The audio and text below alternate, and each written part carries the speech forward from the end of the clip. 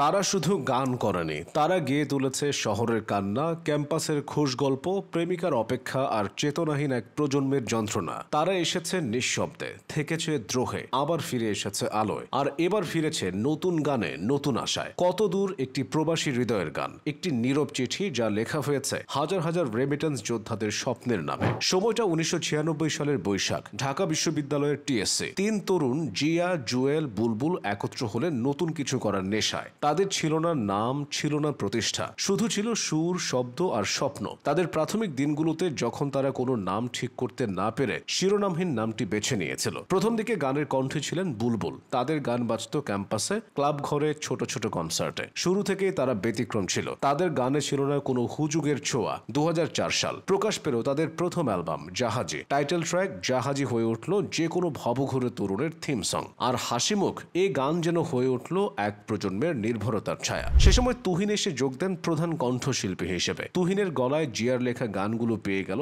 ভিন্ন এক মাত্রা। 2006 সালে এলো দ্বিতীয় অ্যালবাম ইচ্ছে ঘুরে। পাখি গানটি পেল জাতীয় পুরস্কার। আর ক্যাফেটেরিয়া যেন হয়ে উঠল ক্যাম্পাস প্রেমিকদের অঘোষিত সঙ্গীত। ছাত্র জীবনের স্মৃতি, প্রেম, বিকেলের আড্ডা সবকিছু গানটিতে মিশে গিয়েছিল। তারা তখন আর কেবল ব্যান্ড ছিল না, তারা ছিল ভাষা, তারা ছিল অনুভব। তাদের গানে চিনতাম আমরাও নিজেদের। 2009 সালে এলো তৃতীয় অ্যালবাম বন্ধ জানালা। এই অ্যালবামে শোনা গেল ক্লাসিক্যাল বাদ্যযন্ত্র, ব্যান্ডো, এজরাজ, স্যাক্সোফোনের নতুন ব্যবহার। তারা জানালো যে শিরোনামহীন কেবল তরুণদের ব্যান্ড নয়, তারা সঙ্গীতের পরীক্ষাগারের সাহসী গবেষকও।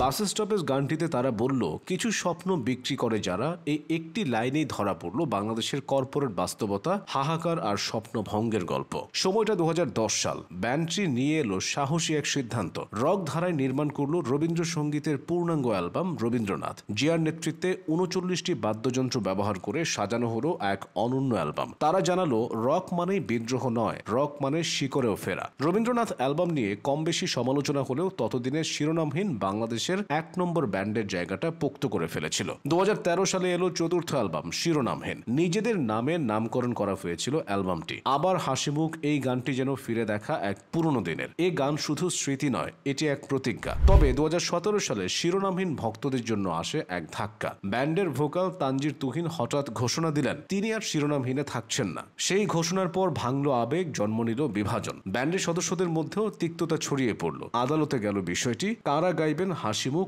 কে বলবেন জাহাজি, এই নিয়ে শুরু হয় কপিরাইটের লড়াই। ব্যান্ডটি যেন গানের মঞ্চ ছেড়ে নামলো আইনি লড়াইয়ের কোর্টরুমে। তবে থেমে থাকেননি জিয়া, নিজের পথ নিজেই বানিয়ে নিলেন। 2018 সালে শেখ ইশতিয়াক যোগ দিলেন ব্যান্ডে প্রধান ভোকাল হিসেবে। প্রথম গান এলো জাদুকর, তারপর বোহেমিয়ান, এই অবেলায়, কাশফুলের শহর দেখা। সব মিলিয়ে তৈরি হলো নতুন অ্যালবাম পারফিউম। 2022 সালে সেটি মুক্তি পায় ডিজিটাল প্ল্যাটফর্মে। গানগুলো শোনালো শিরোনামহীন হারায়নি, তারা বদলেছে কিন্তু থামেনি। তাদের সুরে এখনো একই রকম আলো, অন্ধকার, প্রেম আর প্রশ্ন। 2024 সালে এলো অষ্টম অ্যালবাম বাতিঘর। প্রথম গানটির নামই ছিল বাতিঘর। নামেই বোঝা যায় আবারও তারা হয়ে উঠতে চায় দিগদর্শন। আর 2025 সালে এলো নতুন গান কত দূর। এই গানটি উৎসর্গ করা হয়েছে বিশ্বের নানা প্রান্তে ছড়িয়ে থাকা প্রবাসী বাংলাদেশিদের উদ্দেশ্যে, যারা স্বজন ছাড়া ঈদহীন, ভালোবাসাহীন জীবন কাটান, যারা অর্থ পাঠান ঠিকই কিন্তু ফেরার পথ খুঁজে পান না। জিয়া নিজেই এই গান লিখেছেন, সুর করেছেন, এমনকি ভিডিওটি পরিচালনাও করেছেন। ভিডিওতে দেখা যায় একটি ছোট শিশু যার বাবা তাকে ছেড়ে গেছে বিদেশে পাড়ি দিতে।